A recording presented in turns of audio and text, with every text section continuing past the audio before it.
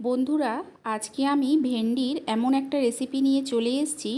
এটা ভাত রুটি দুটোর সঙ্গেই খেতে কিন্তু ভীষণ ভালো লাগে।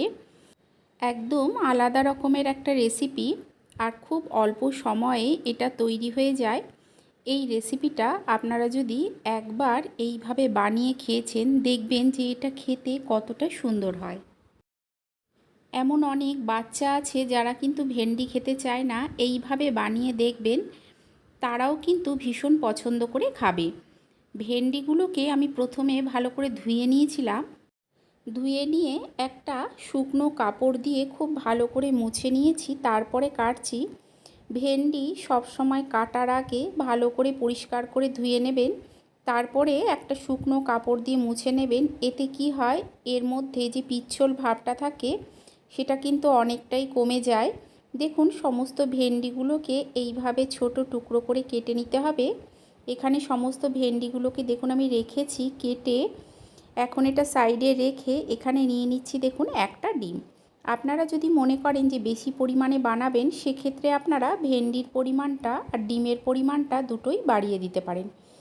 এখন এই ডিমটাকে পুরোটাই ভেন্ডির মধ্যে দিয়ে দিতে হবে। সমস্ত ডিমটাকে দিয়ে নিয়ে এর মধ্যে দিয়ে দিচ্ছি দেখুন লবণ, আর দিয়ে দেব হলুদ।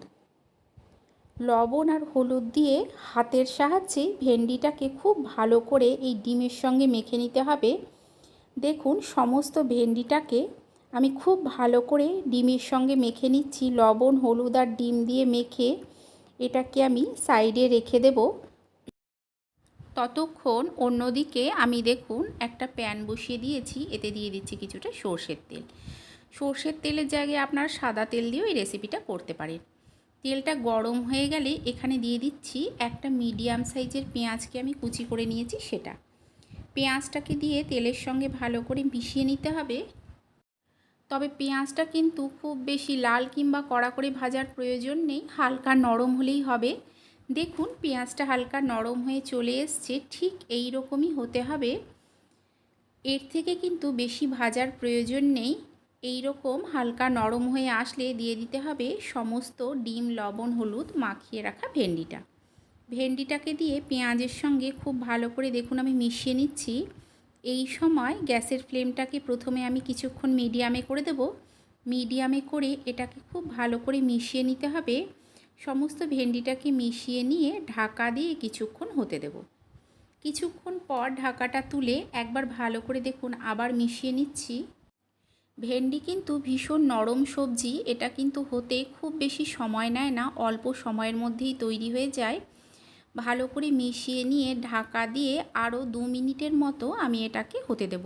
তবে এই সময় গ্যাসের ফ্লেমটা কিন্তু একদম লোতে করে দেব। 2 মিনিট আরও ঢাকা দিয়ে হতে দিয়েছিলাম। 2 মিনিট পর দেখুন ভালো করে মিশিয়ে গ্যাসের ফ্লেমটাকে লো টু মিডিয়ামে করে এটাকে তৈরি করে নিতে হবে। এই সময় গ্যাসের ফ্লেম কিন্তু একেবারে হাইতে করবেন না। আপনাদের যদি এই রেসিপিটা ভালো লেগে থাকে তাহলে লাইক করে দেবেন, শেয়ার করে দেবেন, কমেন্ট করে জানাবেন যে কেমন লাগলো। আর চ্যানেলটাকে অবশ্যই সাবস্ক্রাইব করে দিয়ে পাশে থাকা বেল আইকনটা প্রেস করে দেবেন। এতে কি হবে, যখন আমি কোনো নতুন ভিডিও আপলোড করব সবার আগে নোটিফিকেশন আপনার কাছে পৌঁছে যাবে। দেখুন, গ্যাসের ফ্লেমটাকে লো টু মিডিয়ামে করে ভেন্ডিটাকে আমি ভেজে নিয়েছি। একটু লাল করে ভেজে নিতে হবে। এটা ডাল ভাত রুটি সব কিছুর সঙ্গেই খেতে কিন্তু ভীষণ ভালো লাগে। তৈরি হয়ে গেছে ভেন্ডি আর ডিমের এই রেসিপি। আপনারা এইভাবে বানিয়ে খাবেন, আশা করছি আপনাদেরও ভালো লাগবে। তাহলে চলুন, দেখা হচ্ছে আপনাদের সঙ্গে আরও একটা নতুন ভিডিও নিয়ে।